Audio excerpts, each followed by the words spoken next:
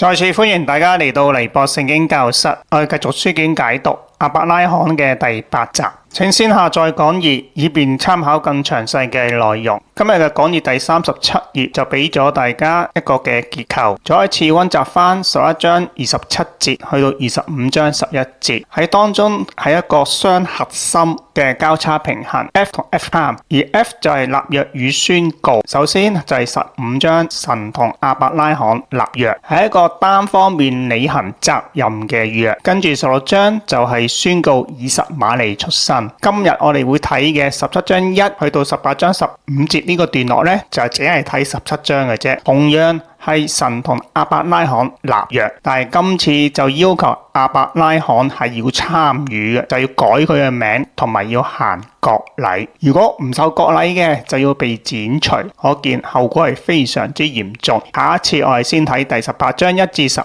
節，就係宣告以撒出生。我哋先嚟睇第17章嗰個結構啦。首先1至8節第一個段落就係亞伯蘭改名，以示耶和華會同佢確立呢個永約。呢一個段落係呼應緊第3個段落，就莎拉改名，預告以撒會出生，以示呢個永約係會堅立嘅。而跟住2同4呢，又係一個呼應。9至14節就係神命令亞伯拉罕家人嘅男丁全部都要行割禮，就作為立約嘅記號。而跟住最後一個段落23至27節就講亞伯拉罕順命，就為自己同埋男丁去執行割禮。好明顯就係梅花間竹交替平衡嘅結構。我哋再詳細睇第一個段落11章1至8節啦，又可以分3個嘅部分。首先1至2節神宣告立約，第二個部分就係亞伯蘭嘅回應，跟住就係立約嘅細節。所以係個 ABA Prime 嘅結構。1至2節，亞伯蘭99歲嘅時候，又話向亞伯蘭顯現，對佢話：我係全能嘅神，你要行喺我面前，為人正直。正直傳統譯法就係完全，好讓我確立我同你之間嘅約，使你嘅後裔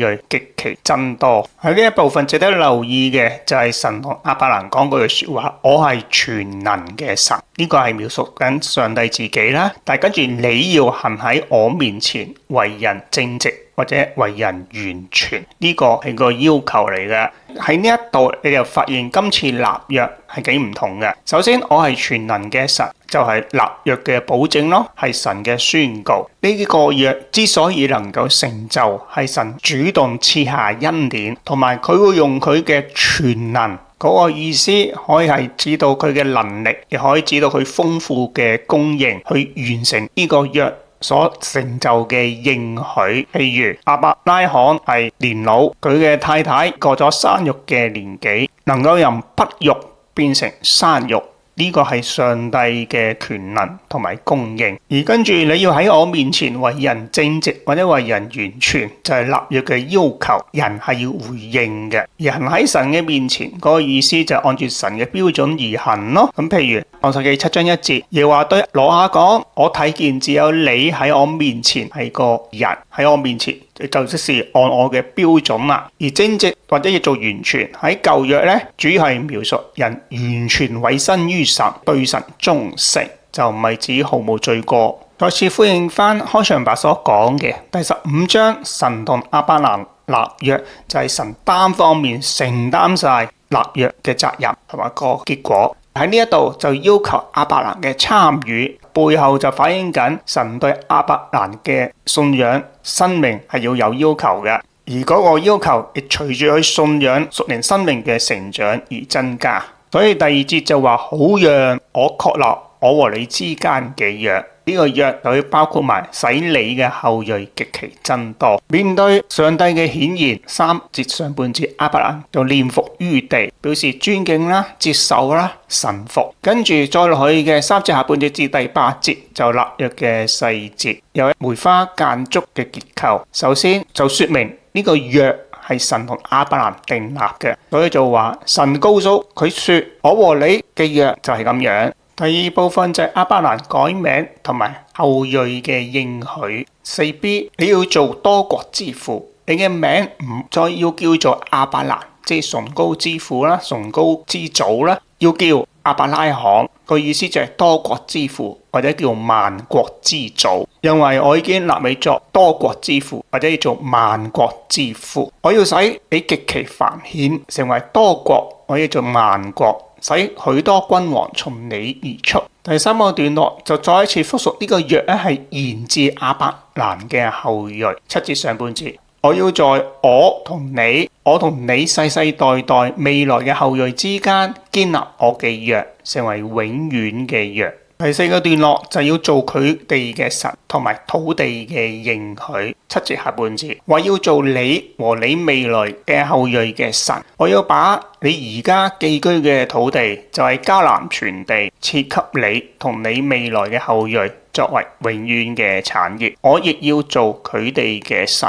所以綜合嚟睇呢一個嘅段落 3b 至到第8節，包括後裔嘅應許同埋土地嘅應許，亦即係國民同國土嘅應許。但係更加重要嘅就係俾呢啲嘢亞伯蘭同佢嘅後裔，就係要做佢哋嘅神。喺呢個地土上邊，透過呢個家庭去建立耶和華嘅信仰，令到其他嘅家庭、其他嘅國家歸向耶和華。順道一提嘅就係亞伯拉罕成為萬國之父，所以呢度又提到後裔好多，同埋好多君王都係配合萬國呢個觀念嘅啫。因為國家嘅元素就係國王同埋國民。如果我哋由第12章開始，好快睇一次亞伯蘭佢信心之旅，你就會發現佢係由部分嘅信服到完全嘅信服。譬如12章1節啊，神要求亞伯蘭離開你嘅出生地，你嘅父家，到我要指示你嘅地方去。喺呢一個時候，佢只係部分嘅順服，因為佢帶埋羅得同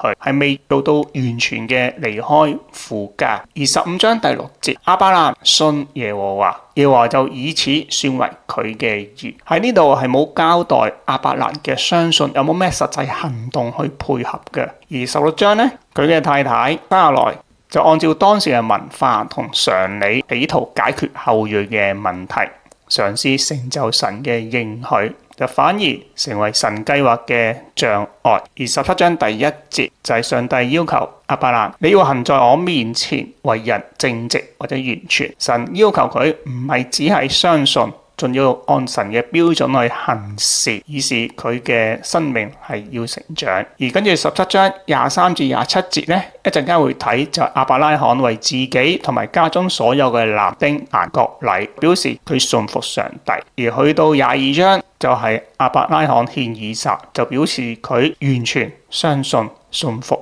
上帝。所以透過睇亞伯拉罕嘅一生，我哋明白信心嘅成長唔係一步登天，上帝俾機會俾時間我哋願唔願意去一步一腳印咁跟隨佢嘅帶領，呢一個就係我哋嘅選擇。跟住睇第二個段落，就9至14節，同樣係一個交叉平衡嘅結構。首先就講到神要命令所有男子都要受割禮，就9至10節。對應嘅就14節就話，至於唔受割禮嘅男子，就係肉身沒有割去包皮嘅呢個人，要從人民中剪除，因為連我嘅約亦違背咗，就要剪除唔受割禮嘅男子。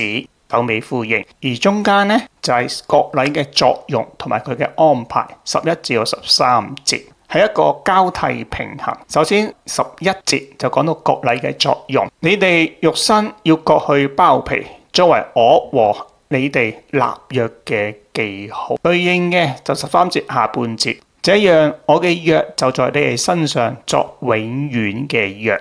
作永遠嘅約意思就作永遠約嘅記號啊，所以同樣係講緊割禮嘅作用。而中間呢，首先交代幾時行割禮啊？你哋世世代代所有男子出生之後第8日都要受割禮。而咩人要受割禮呢？12節下半節，無論係生喺家裏邊，定係用銀子向任何外族人，就係唔屬於你後裔嘅人買嚟嘅，在你家裏出生同埋用銀子買嚟嘅，都必須受割禮。經文刻意交代受割禮嘅對象呢係男性，更加作者要交代就係屬於亞伯拉罕家庭嘅成員，係包括僕人。呢一個就係延續咗神創造嘅時候以家庭為單位嘅設計，係貫穿成本聖經嘅。神最初嘅設計係透過家庭嚟繁衍管治呢個世界。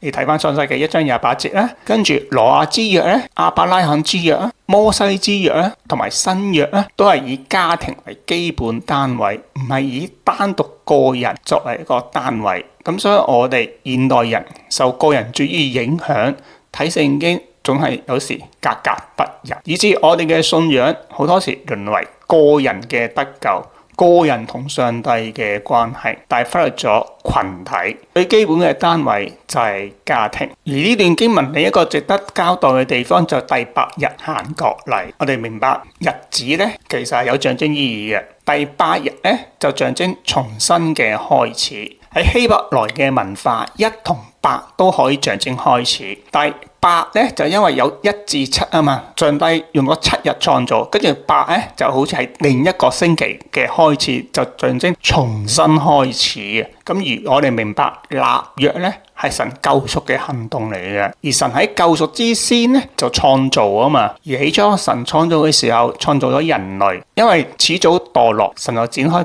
救贖嘅行動，就創造咗新人類以色列人。而你能夠成為新人類咧，透過行呢個割禮就進入咗你係神嘅約民呢個身份啦。第8日行割禮係表示轉變，你由亞伯拉罕嘅後裔進入到神嘅約民，係重新嘅開始。而從新約嘅角度，有啲人會視嗰個割禮係一個屬靈嘅割禮咧，就預示咗信徒從舊人轉變到新人嘅一預示。現代嘅基督徒咧，就好多時會從現代醫學入手啦，就係點解第8日咧，就係人一生嗰個凝血嘅功能啊，最高嘅效率咧，就係喺第8日，就顯示神嘅智慧設計啦。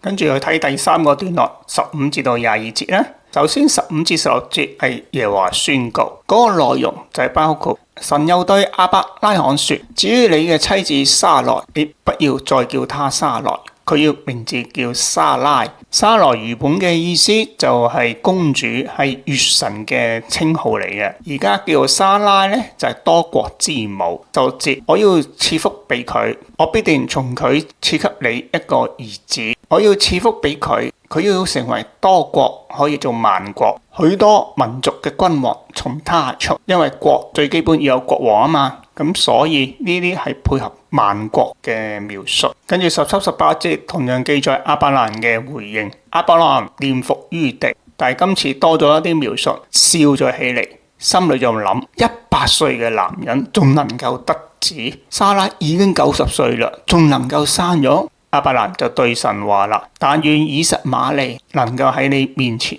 活着。咁所以言下之意，呢個笑就唔係開心，而係暗笑，帶着一啲不信嘅成分嘅。咁所以去到19節開始，上帝就講應許嘅細節。神說：其實你嘅妻子沙拉將要為你生一個兒子，你要給他起名叫以撒，就係笑嘅意思啦。我要同佢確立我嘅約，作為俾佢後裔嘅永約。至於以實瑪利，因為喺18節亞伯拉罕提到以實瑪利啊嘛，耶和華就話：我亦會聽你，我一定會賜福俾佢。我要使佢極其繁衍增多，佢要生12個族長，我要使佢成為大國。然而我要同以撒確立我嘅約。到咗明年呢個指定嘅日期，沙拉將要為你生以撒。咁所以本身呢個19至21節嘅典型嘅交叉平衡結構，詳細大家可以睇講義。最後就係神同亞伯拉罕講咗啲說話之後，就離開佢升騰而去。值得留意嘅就喺呢個段落裏邊咧，作者刻意交代亞伯拉罕咧對神嘅應許咧係有啲懷疑嘅。但係面對懷疑，有冇影響亞伯蘭嘅信服呢？睇埋最後一個段落，就23至27節。呢個段落又係一個典型嘅交叉平衡。首先23節就講到全家男子受割禮。你睇翻講義，你就發現作者刻意用咗7個嘅元素嘅。而呢7個元素咧喺26至27節咧唔係順序出現翻，但係都出現翻喺26至27節，要凸顯嘅係所有男子都受割禮。言下之意，亞伯蘭呢係完全信服上帝嘅。而喺呢個段落，我哋要留意嘅就24、25節中間嘅雙核心。亞伯拉罕肉身過去包皮嘅時候99歲，25節他兒子以實瑪利肉身過去包皮嘅時候13歲。點解作者刻意要交代年紀呢？呢度我哋可以留意亞伯拉罕99歲嘅高齡仍然願意接受割禮，就表示佢信服神嘅命令咯。而且作者刻意提到就在那一天，佢係冇拖延嘅，係立即嘅信服。咁但係點解25節要加到以實瑪利13歲呢？有啲人解釋就同日後嗰啲成年禮有關，但係其實好可能作者要講嘅13歲係進入成年，但係佢仍然唔係神應許之子，因為喺上文上帝已經應許過係以撒嗰個先係應許之子。雖然佢唔係蒙揀選嘅應許之子，但係同樣係蒙神賜福嘅。咁所以呢度又調教我哋去理解乜嘢係揀選。揀選嘅意思唔係話神唔賜福俾其他人啊，而係揀選你就成為救贖計劃嘅本道。神透過呢個家庭去成就呢個救贖計劃，係咁嘅意思嘅啫。你能夠參與當然係榮幸，但係冇份喺當中唔等於神唔理你、唔愛你。縱覽第17章，我哋發現一開始我係全能嘅神，呢個係立約嘅保證。跟住你要喺我面前按照我嘅標準行事為人完全正直。咁意思就係神對亞伯蘭有要求，你要去參與，你要有成長。而點樣成長？透過改名，以示呢個救贖計劃會逐步去成就，神嘅應許會逐步完成。透過行割禮，又提醒我哋呢個嘅應許係以家庭為單位，係神創造同埋救贖嘅設計。喺亞伯蘭聽到話佢將會生仔，佢有啲懷疑，但係喺疑惑裏邊，佢仍然去行割禮。呢個就係叫做疑惑中嘅信服，呢個係信心嘅選擇嚟嘅。所以當我哋話有信心，就唔等於我哋明白晒所有上帝要做嘅嘢。即使有啲唔明白嘅地方，我仍然選擇信服，呢個就係信靠咯。而另一方面，13歲嘅以實瑪利，記住係唔能夠取代神原本嘅救贖計劃。咁所以當我哋咁樣睇嘅時候，作者再一次強調，人嘅計劃係唔能夠取代神嘅旨意。透過以上嘅講解，盼望幫大家能夠更加清晰第17章嘅內容，同埋學習亞伯蘭喺疑惑當中仍然選擇信服神，點樣去跟從上主。願神賜福大家。